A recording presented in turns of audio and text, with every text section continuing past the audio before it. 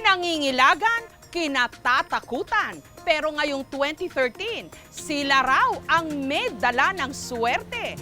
Mga ahas, alamin kung ano ang swerte at malas ngayong Year of the Water Snake.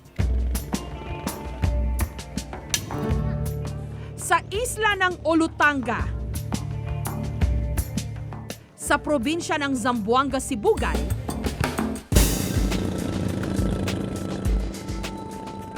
may isang kubong namumukod-tangi sa gitna ng karagatan.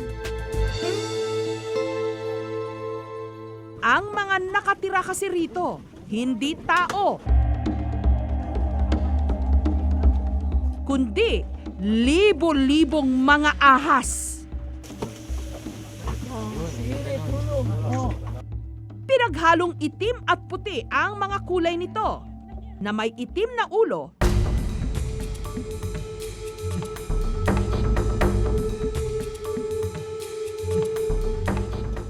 ito ang banded sea crane, isang uri ng sea snake. Humahaba ito ng hanggat 1.5 metro at tumitimbang ng mahigit 2 kilo. Ayon sa mga paniniwala, sa oras daw na matuklaw ka ng ahas na ito, bilang na ang oras mo. Dahil ang biktima, maaari raw mamatay sa loob lang ng 8 segundo, 8 minuto, o 8 araw. Dahilan para ang ahas na ito binansagang walo-walo.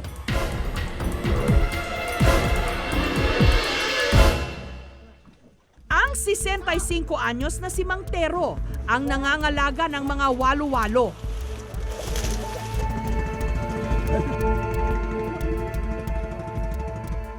Dalawa lang daw ang alaga niya noong 1990. Pero nangitlog ang mga ito at umabot na sa tinatayang mahigit 8,000. At imbes na itaboy, iniwan nila ang kubo para may malunggaan ang mga ito. Dalawa lang yan. Mga isang linggo, marami na doon. Sabi ko sa asawa ko, kawawa naman to. Papunta ako doon, umanap ako yung drum. May drum doon kalahati. Gidala ko doon. Ay, pagka umaga, napuno. Nilagyan din ni Mang Tero ang kanyang papag ng tuyong dahon ng nyog para doon mangitlog ang mga walo-walo. Minsan pa nga, siya pa mismo ang nangingisda para may mapakain sa mga ito. Naniniwala kasi si Mang Tero na ang pag-aalaga niya ng walo-walo ang nagbigay sa kanya ng swerte. Ito, ako isang pobreng tao. Wala ako yung niyog, yung lahing sabi nila isang puon, wala. Yung hanap buhay ko lang sa dagat. Bakit ako nakapa-eskwela sa anak ko? Ha? Ang isang kaanak ko nandoon sa Manila, nakatapos na.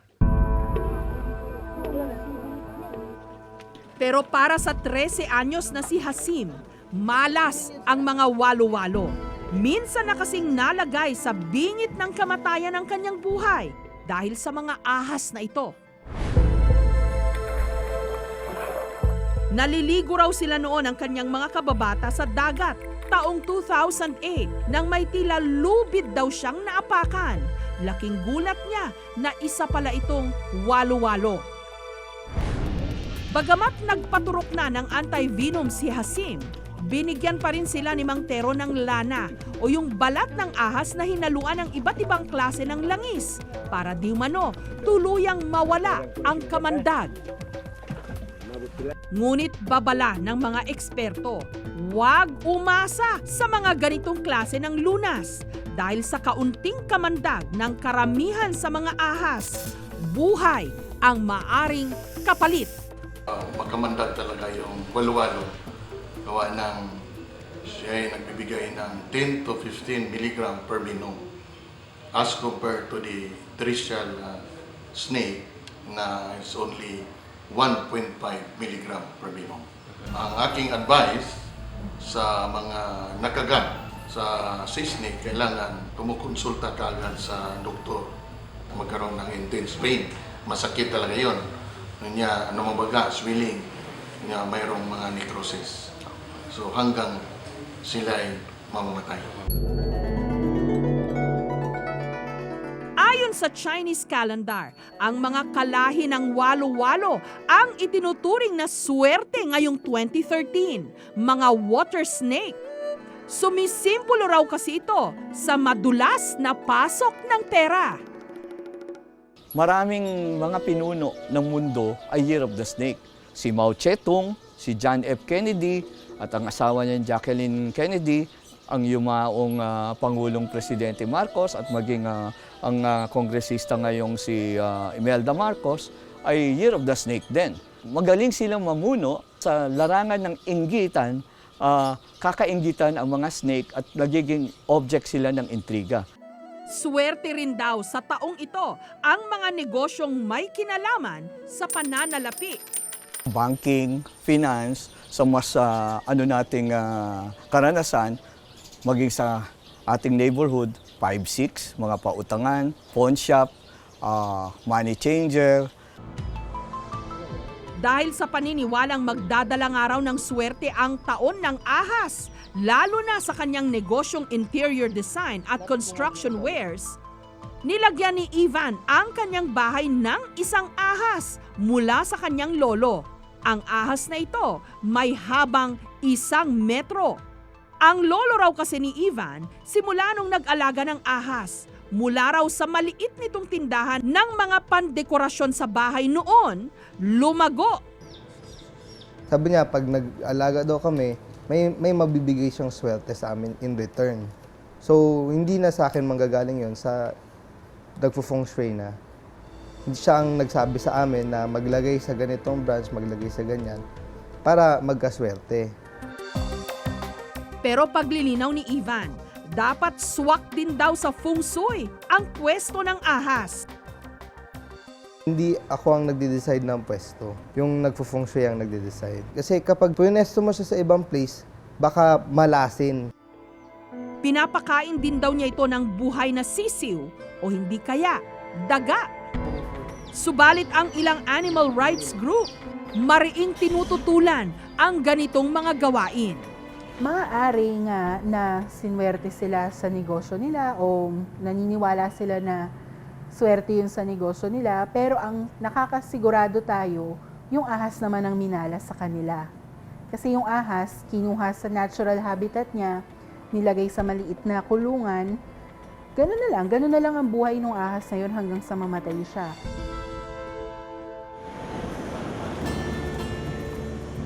Ang Filipino-Chinese naman na may-ari ng zoo ng Malabon na si Manny, may naisip na pakulo ngayong Year of the Water Snake.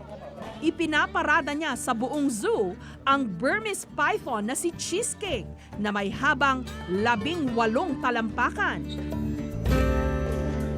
Pinaliliguan rin niya ito ng imported na shampoo. At kapag naiinitan daw si Manny, ang kasama niyang lumalangoy sa pool, ang sandosenang iba't ibang uri ng python. Ang galing po ng lalaki. Nakakatakot po, akala ko po kakagatin ng ahas ng lalaki.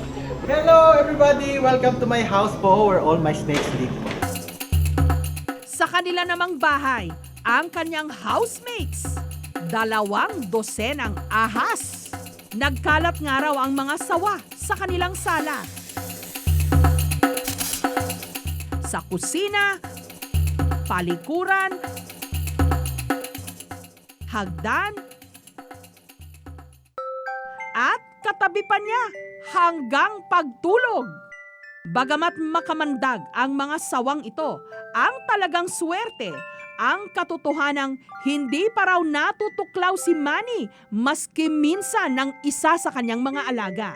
Alam niyo po, kung natutulog ako kasama itong mga ahas po, ayoko na pong magising kasi para po akong nasa langit. Sa Paway, Ilocos Norte naman, isang ahas na nakalagay sa bote ang pinakatatago ng magsasakang si Mang Insyong. Bagamat 2 taon na itong patay, mistula raw meron itong 2 paa.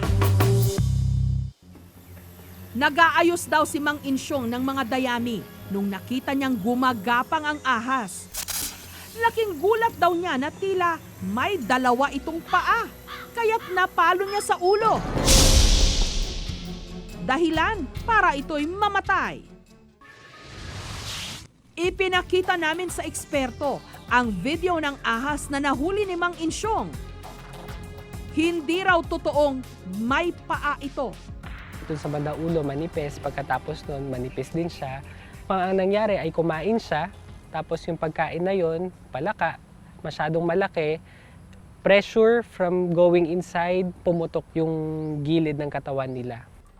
Bagamat uso at swerte raw ngayong 2013 ang mga ahas, mag-ingat pa rin sa kamandag ng mga ito. Lalong-lalo na sa mga bagay na sinisimbolo nito, ang mga taksil at mapanukso.